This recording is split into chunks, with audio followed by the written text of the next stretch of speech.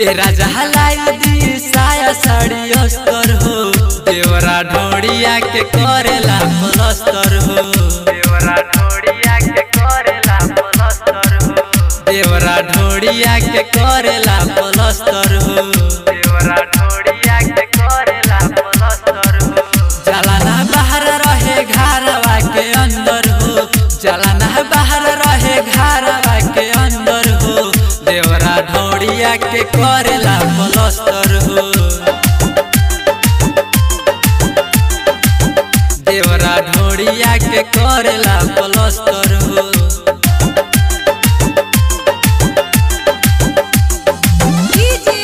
संदीप बाबू देवरा ढोड़िया के करेला पलस्तर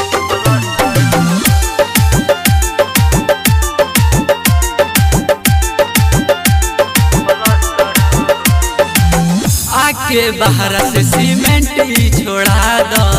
देवरा के कह के बाहर भेजा दो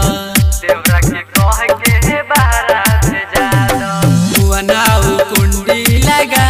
देला घोड़ी पर मसाला बना देला राजा लाई दो साया साड़ी अस्तर हो राजा लाई दो साया साड़ी अस्तर हो देवरा ढोड़िया के करेला पलस्तर हो देवरा ढोड़िया के करेला पलस्तर हो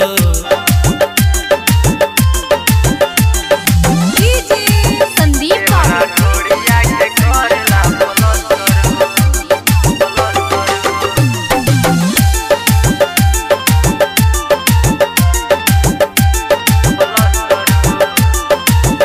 ऐसे जे रोज रोज पलस्तर कराए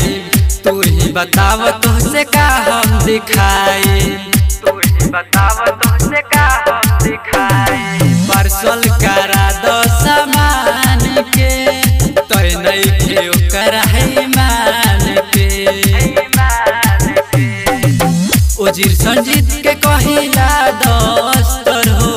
उजिर संजीत के कहिला दस्तर हो देवरा ढोड़िया के करेला पलस्तर हो देवरा ढोड़िया के करेला पलस्तर हो।